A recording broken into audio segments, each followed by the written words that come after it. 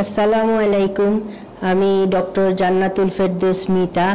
আমি একজন ডেন্টিস্ট এবং মাইক্রোবায়োলজিস্ট এবং বর্তমানে আমি এমফিল করতেছি মলিকুলার বায়োলজিতে।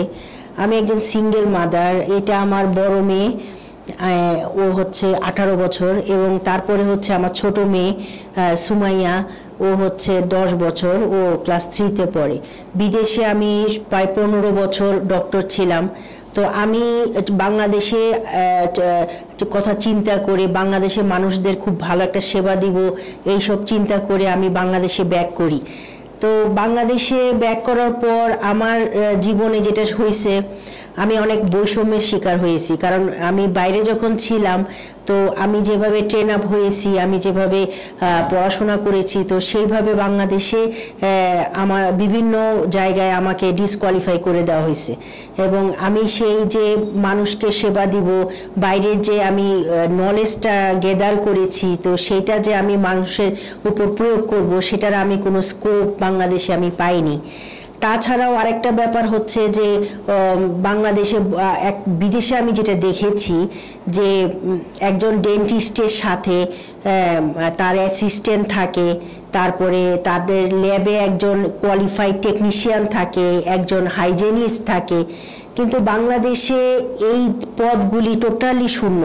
এই বাংলাদেশে যারা ডেন্টাল অ্যাসিস্ট্যান্ট থাকেন, ওনারা ডক্টরের সহযোগী হইতে পছন্দ করেন না, ওনারা নিজেরাই ডিপ্লোমা ডক্টর পরিচয় দেন। তো সেই ক্ষেত্রে দেখা যায় যে ওনারা বর্তমানে বাংলাদেশে এই ধরনের ডক্টর যারা সত্যিকারের ডক্টর না, তাদের সংখ্যাই প্রায় 1 লক্ষ। তো আমি যেখানে আমি একটা চেম্বার দিয়েছি, মানে যতটুকু সম্ভব আমার পক্ষে লোন করে। তো সেই চেম্বারে আশেপাশে এই ধরনের ডিপ্লোমা ডক্টর যারা আসলে ডেন্টিস্ট, যারা আসলে তারা ডাক্তারের সহযোগী হবে, তারাও আশেপাশে চেম্বার দিয়ে ডক্টর সেজে বসে আছে, এবং প্রশাসন কিন্তু এটা গ্রাহ্য করছে না।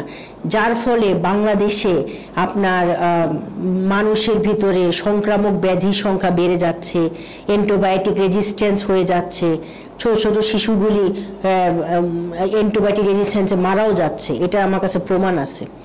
তো সেই ক্ষেত্রে বাংলাদেশে ভবিষ্যতে স্বাস্থ্য ব্যবস্থা কিন্তু ভেঙে পড়ার সম্ভাবনা আছে।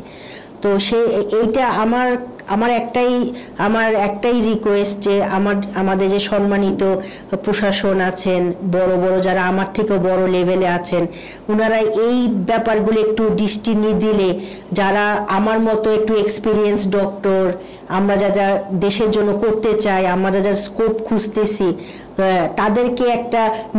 তাদেরকে দিয়ে যদি আপনারা নির্দিষ্ট জায়গায় প্লেস করান, তো সেই ক্ষেত্রে ইনশাল্লাহ দেশের উন্নতি হবে ইনশাল্লাহ। এবং প্রশাসন যাতে যারা ডক্টর না, যারা ডেন্টিস্ট না, তারা যে প্র্যাকটিস করছে, এই প্র্যাকটিসে যাতে বন্ধ করার একটা ব্যবস্থা করেন, তাহলে দেশের মানুষের অনেক উপকার হবে। এটাই আমার কাম্য।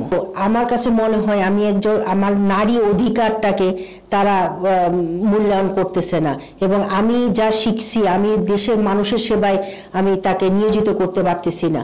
ঠিক আছে? কারণ আমার এই বৈষম্যটা আমাদের সমাজে বহুত ব্যাপক।